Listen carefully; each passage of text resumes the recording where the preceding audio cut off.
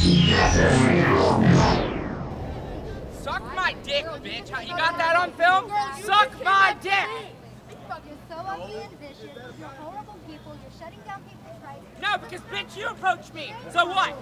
No, you approached me. No, I didn't. You came over here and you said what? You want to fight me? So what? Suck my dick, you dumbass bitch. Yeah, because she walked up to me. These people. No, she walked up to me. No. I have it on video. Y'all mobbing me. No, you walked up to me, Y'all want bitch. to talk about who's mobbing who? Shame on both of I was you. standing here.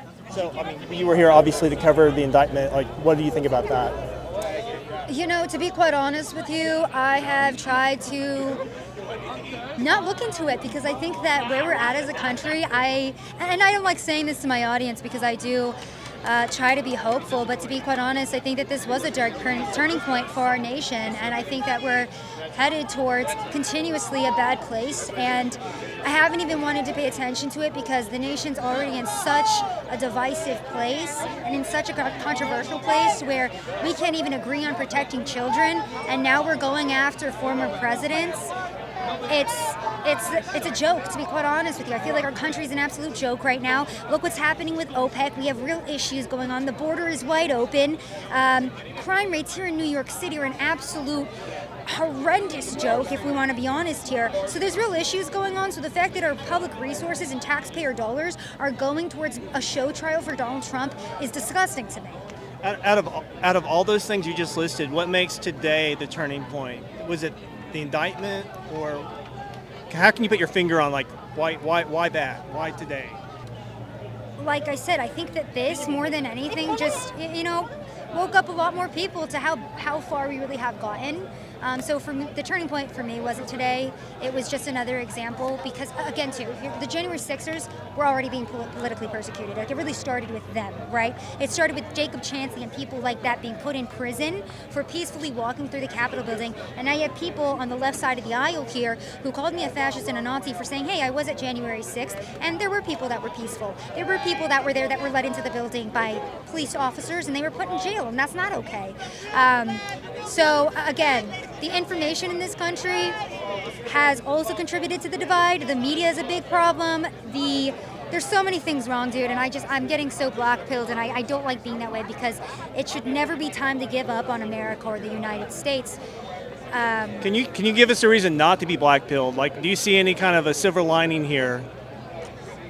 Hopefully this wakes people up, and hopefully, you know what, I think the silver lining would be the poll numbers for Donald Trump. He's gained a lot of popularity. He's fundraised millions of dollars over just the past couple of weeks since this indictment was announced. So if anything, the man still has a lot of support, and I think even the average American citizen who might not even like Trump says, this is actually kind of ridiculous. Maybe we are going too far as a country. So it feels very radical, but I think at least with the radicalism, it can wake up maybe some of the people who don't want to be as politically active and show them, like, hey, we've gotten out of control in this country.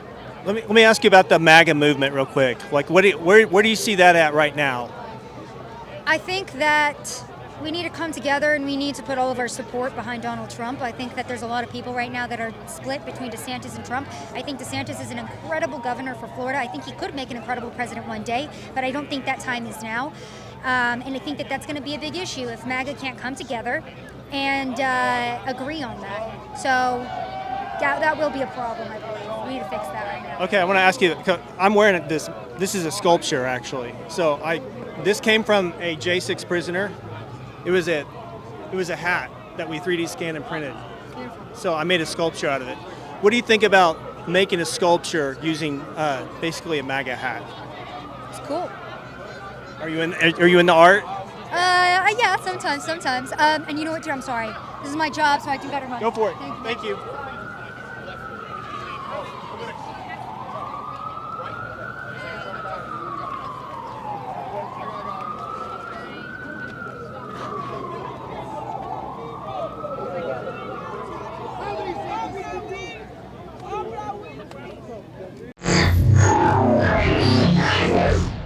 Howdy there, cowboys and cowgirls, and welcome to the Meme Ranch. Round these parts we like to keep the content flowing. Everything from exclusive interviews to men on the street, documenting events, art, culture, politics, food, and so much more. exploring different cities, towns, and places off the beaten path. Visit memeranch.com to check out what we have to offer. Step up your fashion game with some of our unique custom apparel. Or even step up your collector's game with a custom piece of art designed by world-renowned sculptor and painter, XVALA. Check out his one-of-a-kind masterpiece, the Big Sausage, a meat lover's pizza frozen in carbonite. Truly a sight to behold for any appreciator of the finer things in life. All the ladies love it. It's time for a digital renaissance.